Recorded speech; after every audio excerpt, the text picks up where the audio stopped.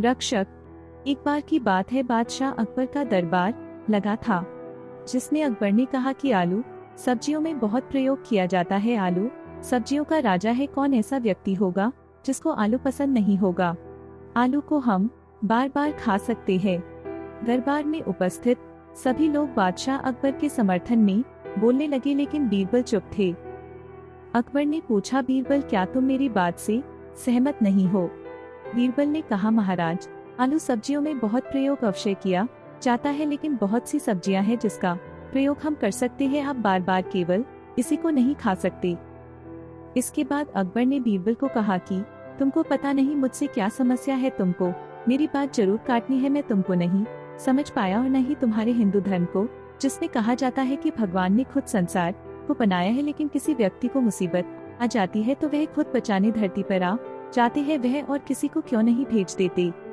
बीरबल ने कहा, इसका उत्तर मैं आपको कुछ दिन में दूंगा।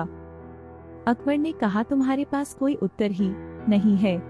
अगले दिन की बात है, शाम के खाने में अकबर और बीरबल बैठे थे। रसोइया खाना लेकर आया, जिसको देखकर बादशाह अकबर हैरान हो गए, क्योंकि खाने में सभी भोजन आलू का ही बना हुआ था। अकबर ने गुस्से में बोलते हुए कहा कि यह सब पकवान केवल आलू का ही क्यों बना हुआ है? चिकन कबाब कहाँ है?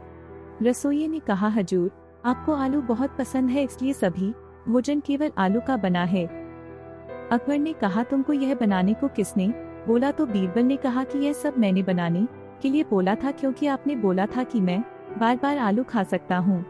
अकबर ने, ठीक है, मैं मानता हूँ कि आलू मुझे पसंद है, लेकिन मैं केवल यही नहीं खा सकता।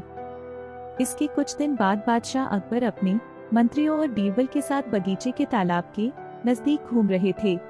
एक दासी एक छोटे बच्चे को हाथ में लिए थी, जो कि अकबर का बेटा था। अकबर वहीं टहल रहे थे कि तभी बच्चा दासी के हाथ से तालाब में गिर गया। वह चिल्लाई, राजकुमार पानी में गिर गया।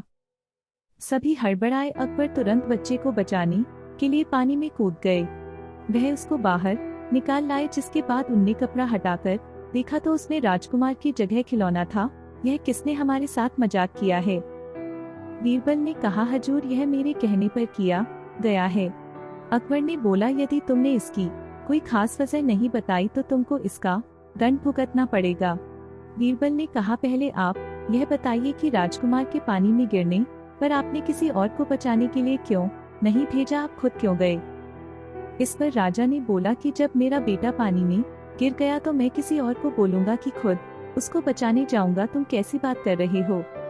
बीरबल ने बोला, इसी तरह हमारे धर्म में भी जब किसी व्यक्ति को मुसीबत आती है तो भगवान खुद उसको बचाने आते हैं, किसी और को भेजने की बजाय। अकबर बीरबल की बात समझ चुके थे।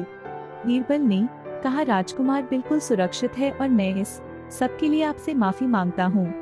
आपको यह कहानी कैसी लगी? नीचे कमेंट करके बताएं।